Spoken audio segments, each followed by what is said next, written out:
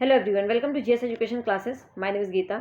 उम्मीद करती हूँ कि आप सब लोग जो है बहुत ही बढ़िया होंगे और अपनी जो तैयारी है बेहतर तरीके से एक सही डायरेक्शन में कर रहे होंगे। आज मैं आप लोगों के साथ डिस्कस करने वाली हूँ प्रीवियस ईयर क्वेश्चन पेपर। तो जिन लोगों का भी CTET पेपर 2 SST है, उन लोगों के लिए जो है क्लास बहुत ही इंपॉर्टेंट होने वाली है, क्योंकि आज की क्लास में मैं आप लोगों के साथ जो डिस्कस करूँगी वो है हिस्ट्री। ठीक है, और जो पेपर मैं करवा रही हूँ ये है 17 जनवरी 2023 का पेपर। जो आपका दिसंबर 2022 का जो एग्ज़ाम हुआ था ना, ये ऑनलाइन हुआ था और शिफ्ट में चला था। उसमें 17 जनवरी का पेपर जो है मैं आप लोगों के साथ डिस्कस करने वाली हूँ।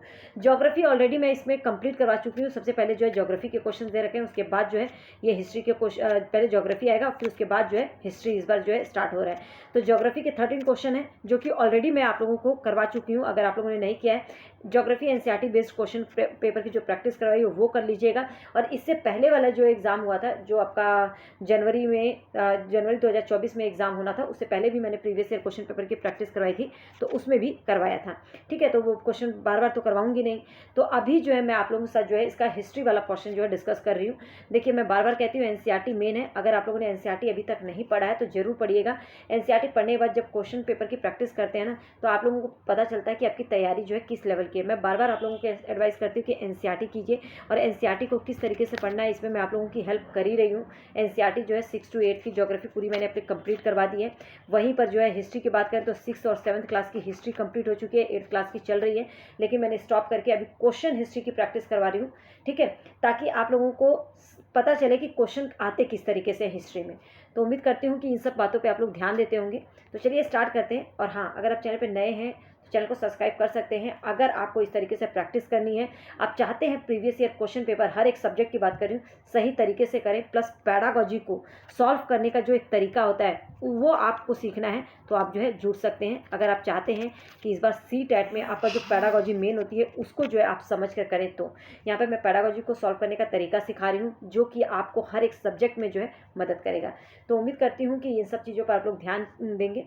तो चलिए स्टार्ट करते हैं। उससे पहले अगर आप चैनल पर नए हैं तो चैनल को सब्सक्राइब कर सकते हैं। यहाँ पर CTET के रिगार्डिंग टिप्स एंड ट्रिक्स तो पता चलेगा ही, और आपको एक गाइडेंस भी मिलेगा कि किस तरीके से पढ़ना है। क्वेश्चन नंबर 14 देखिए। क्वेश्चन नंबर अगर हम 14 की बात करें तो क्या है, लगभग 2300 वर्ष पूर्व तमिल क्षेत्र में बड़े भूस्वामियों को कहते थे। हिस्ट्री क्लास 6 की जो एनसीईआरटी की बुक हिस्ट्री है ना, क्लास 6 की, उससे क्वेश्चन है। तमिल के क्षेत्र में बड़े भूस्वामियों को क्या कहा जाता था? बेल्लार कहा जाता था, उजवार कहा जाता था, कैडिसियार कहा जाता था, या अदमई कहा जाता था? जो दास और कैडिसियर और अदमई थे, इनको ये पता है इनको किसको कहा जाता था? जो भूमिहीन जो व्यक्ति होते थे ना, जो भूमिहीन होते थे, उनको जो है दास, कैडिसियर और अदमई कहा जाता था, भूमिहीन को। लेकिन अगर मैं बात करूं कि बेल्लार, बड़े भूस्वामियों को जो है तमिल क्षेत्रों में बेल्लाल कहा जाता है, तो पहला आंसर जो है करेक्ट होगा। अब ये उड़वार कहीं पर लिखा हुआ था, कहीं पर उजवार, तो ये किसको कहा जाता था? तो याद रखिएगा, साधारण हलवाहों को, जो साधारण जो हलवाहे थे ना, उनको कहा जाता था। तो साधारण हलवाहों को याद रखिएगा। ठीक है, ये मैं पूरा आप लोगों को बता चुकी हूँ। तो ये रहा, इससे रिलेटेड जो है फैक्ट्स मैंने बता दिया। पहला ऑप्शन जो है इसका करेक्ट होगा, बड़े भूस्वामियों को बेल्लार कहा जाता था। Question number 50। हमें ज्ञात है कि हड़प्पा कालीन लोगों ने हल का प्रयोग किया था। बिल्कुल, और आपको पता है ना, हल का प्रयोग किया था, लेकिन लोहे का हल हड़प्पा काल में नहीं मौजूद था, बल्कि एक खिलौना मिला था, ये भी बताया था। क्योंकि पुरातत्वविदों को साक्ष्य प्रमाण मिले, उनको जो प्रमाण मिले उसी के आधार पे जो है वो कहते हैं कि हड़प्पा काल में जो है हल का जो है प्रयोग हुआ होगा। लेकिन लोहे का हल, इसका कोई प्रमाण नहीं मिलता है, क्योंकि जो हल मिला है ना वो लकड़ी का खिलौना मिला था। ठीक है, तो वास्तविक हल था नहीं, मोहर पर उत्कीर्ण किया हुआ हल नहीं, खिलौना हल बिल्कुल, गुफा में बनाए गए चित्र हल नहीं, खिलौने, एक हल, लकड़ी का हल मिला था जो खिलौना था। तो थर्ड ऑप्शन जो है करेक्ट है। इसीलिए मैं कहती हूँ क्यों एनसीईआरटी इंपॉर्टेंट है। ये तो आप लोगों को अभी फैक्चुअल क्वेश्चन दिख रहे हैं। देखिए, तमिल महाकाव्य शिल्पदिकारम की रचना की गई थी किसने? इलांगो ने की थी। ये फैक्चुअल क्वेश्चन है, ऑप्शन नंबर 2 जो है आपका करेक्ट होगा। नेक्स्ट क्वेश्चन नंबर जो है आपका 17 बोले या 47, ये दिख रहा होगा 47। तो क्या है देखिए, शासकों द्वारा मंदिर और मस्जिद का निर्माण किया गया। क्यों? भगवान के साथ अपनी घनिष्ठता घोषित करने के लिए, शक्ति और वैभव प्रदर्शन करने के लिए, पुजारी वर्ग को संतुष्ट और उनका समर्थन पाने के लिए। तो आप लोगों को बता दूं ना, पहले जो शासकों और जो मंदिर और मस्जिद का निर्माण किया जाता था, इसका जो है लोगों का मेन मकसद होता था कि भगवान के साथ उनका कैसा संबंध है।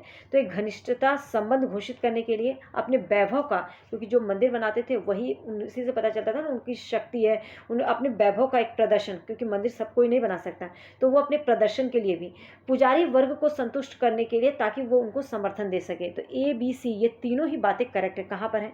फोर्थ ऑप्शन में। तो इसका फोर्थ ऑप्शन जो है आपका करेक्ट होगा। क्वेश्चन नंबर 18 या 48 बोले तो देखिए,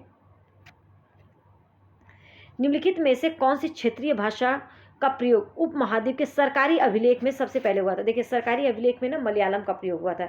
तो उर्दू, अंग्रेजी, पंजाबी तो छोड़ दीजिए, मलयालम जो है एक क्षेत्रीय भाषा है और इसका जो प्रयोग जो है कि सरकारी अभिलेख में हुआ है। ठीक है।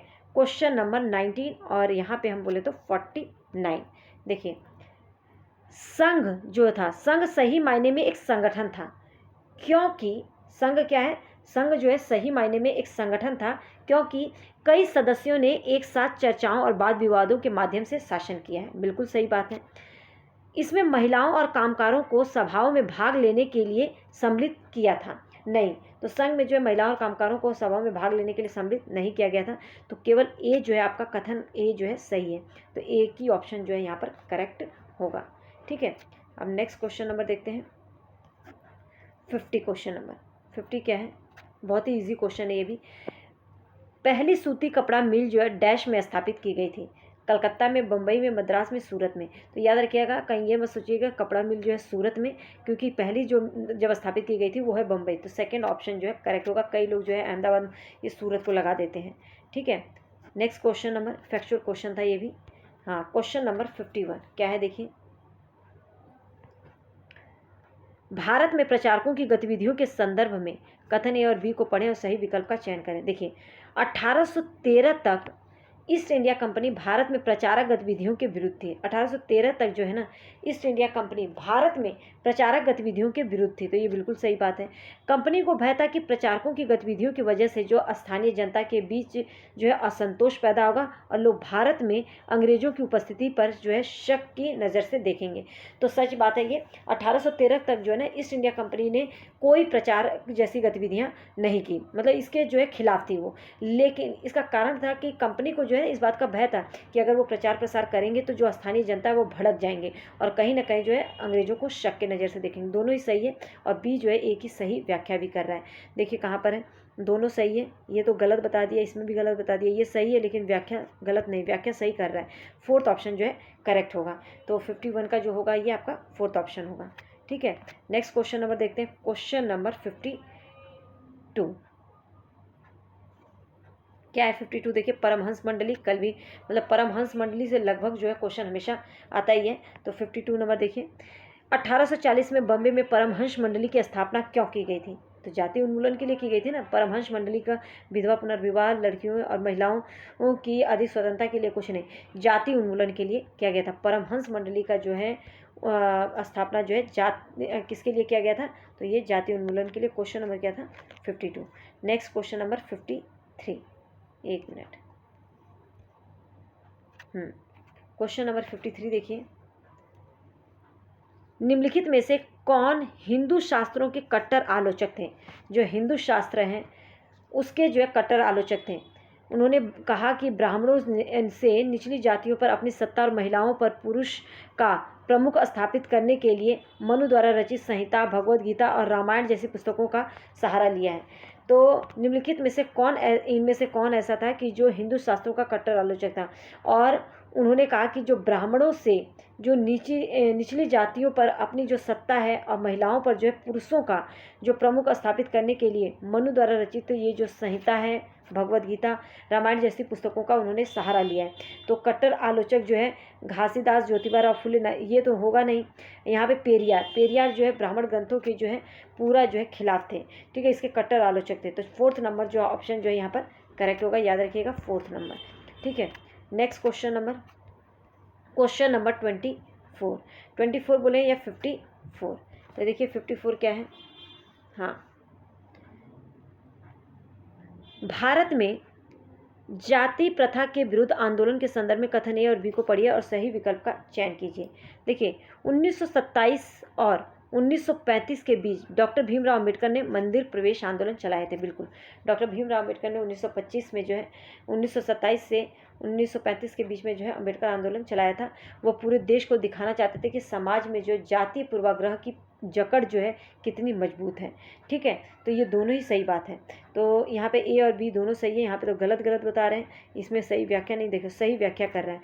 तो याद रखिएगा 1927 से 1935 के बीच में डॉक्टर भीमराव अंबेडकर ने मंदिर प्रवेश आंदोलन, कई बार पूछ लिया जाता है कि मंदिर प्रवेश आंदोलन किसने चलाया था, तो डॉक्टर भीमराव अंबेडकर। ये पूरे देश को क्या दिखाना चाहते थे कि समाज में जो जाति पूर्वाग्रह है कितनी, इसकी जकड़ जो है कितनी मजबूत है। वो अलग बात है कि डॉक्टर भीमराव अंबेडकर ने बाद में जो है बौद्ध को अपना लिया था। इसका फोर्थ ऑप्शन जो है करेक्ट होगा। Next question number 55। गांधी ने असहयोग आंदोलन अचानक रोक दिया, क्या कारण था? अंग्रेजी सरकार इसे कुचल रहे थे इसलिए? नहीं, वह उतना कामयाब नहीं हुआ जितना उम्मीद थी, ऐसा भी नहीं है। वह हिंसात्मक हो गया। बिल्कुल, बड़े नेता सहयोग नहीं कर रहे थे। देखिए जो गांधी जी का ना असहयोग आंदोलन को जो है रोकने का मेन कारण था क्योंकि उस टाइम पे हिंसात्मक गतिविधियां जो है बहुत ज़्यादा बढ़ने लगी थी, तो इसीलिए जो है इन्होंने क्या किया, रोक दिया। तो थर्ड ऑप्शन जो है करेक्ट होगा। Next question number 56। ठीक है, 56 में क्या है देखिए, निम्नलिखित को कालानुक्रमित कर क्रम में व्यवस्थित करें। तो मतलब इनको जो है एक क्रम में लगाना है। तो देखिए डांडी मार्च, भारत छोड़ो आंदोलन, रॉलेट सत्याग्रह, खिलाफत आंदोलन। तो सबसे पहले तो आप लोगों को पता होना चाहिए कि इसका ईयर क्या है। ठीक है, तो इसको समझ लीजिए पहले। देखिए अगर मैं डांडी मार्च की बात करूं तो ये जो है स्टार्ट हुआ था 12 मार्च। याद रखिएगा ये 12 मार्च 1930 में जो है डांडी मार्च शुरू हुआ था। भारत छोड़ो आंदोलन जो है 1942 में, ठीक है 1942 में, लेकिन ये 8 अगस्त 1942। वहीं पर अगर मैं बात करूँ रॉलेट सत्याग्रह तो ये जो है कब हुआ था, 6 अप्रैल 1919 में जो है रॉलेट सत्याग्रह। और अगर हम बात करें खिलाफत आंदोलन की तो ये 1919 से 1920 तक। ठीक है, तो ये है इसका क्रम। तो देखिए कौन सा सबसे पहले, यहीं से पता चल जाएगा क्योंकि ये तो 1930 है, ये 1919 है ये भी, और ये जो है 1942 है। तो ये तो सबसे लास्ट में हो जाएगा भारत छोड़ना, तो 20 तो सबसे लास्ट में। देखिए इन दोनों ऑप्शन में 20 सबसे लास्ट में। अब दूसरी बात देखते हैं कि 1919, अगर हम 1919 की बात करें तो यहाँ पे रॉलेट सत्याग्रह और खिलाफत आंदोलन सी और डी, लेकिन ये 1919 से 1920 है ना, तो सबसे पहले हम बात करेंगे सी की। तो सी आ गया, तो पहला ऑप्शन में देखिए सी आ जाएगा, फिर उसके बाद डी आ जाएगा, फिर डांडी मार्च 30 में हुआ था तो ए आ जाएगा, और फिर यहाँ पे ये आ जाएगा। तो ये छोटे मोटे जो है डेट आप लोगों को पता होना चाहिए, तो याद रखिएगा इन सभी डेट को, क्योंकि कहीं पर भी एक करके भी पूछ सकता है। पहला ऑप्शन जो है करेक्ट होगा। ठीक है, तो उम्मीद करती हूँ ये जो है क्लियर हो गया होगा। आगे देखते हैं। हाँ, पहला ऑप्शन इसका करेक्ट होगा। नेक्स्ट लास्ट 57 क्वेश्चन नंबर, और अभी जो है हमने 14 क्वेश्चन कर लिए हैं इसके, क्योंकि 13 क्वेश्चन जो है ज्योग्राफी के, 13 जो है आपका सिविक्स से, और कहीं ना कहीं 14 जो है हिस्ट्री से आता है। टोटल जो है 40 क्वेश्चन जो है एनसीईआरटी से होते हैं। फिर उसके बाद जो है आपकी 20 मार्क्स की जो है वो होती है पैडागोजी। पैडागोजी को मैं बार बार कहती हूँ कि अगर आप लोगों को चाहते हैं कि 20 में से 20 नहीं जाए, तो जो मैं जिस तरीके से करवा रही हूँ एक बार उसको करके देखिए, आप देखेंगे कि आप बहुत ही आसानी से करने लग जाएंगे। 4-5 सेट करने के बाद ना आप लोगों को पता चल जाएगा किस क्वेश्चन के लिए क्या अप्रोच यूज़ किया गया। लेकिन 1-2 बार करने से कुछ भी नहीं होगा, क्योंकि पैडागोजी प्रैक्टिस मांगता है, और प्रैक्टिस किस तरीके से करना है, किस क्वेश्चन के लिए क्या अप्रोच यूज़ किया गया वो मैं आप लोगों को सिखाऊंगी, आप लोगों को बताऊँगी। भारतीय योजना आयोग की स्थापना किस वर्ष हुई थी? ठीक है, तो बहुत ही इजी क्वेश्चन है। 1950 में जो है भारतीय योजना आयोग की जो स्थापना है ये 1950 में हुई थी। तो इसका थर्ड ऑप्शन जो है करेक्ट होगा। तो उम्मीद करती हूँ कि ये सभी क्वेश्चन जो है आप लोगों के लिए जो है बहुत ही हेल्पफुल होंगे। अगर आप सेल्फ स्टडी कर रहे हैं तो इससे ज़रूर आप लोगों को मदद मिलेगी। अगर इसी तरीके से प्रैक्टिस करना है तो आप जुड़ सकते हैं। Keep support. आप लोगों को यहाँ से मैं बेस्ट स्टडी मटेरियल देने की कोशिश करूँगी, और आप लोगों को बीच बीच में जो है गाइड करती रहूँगी। All the best.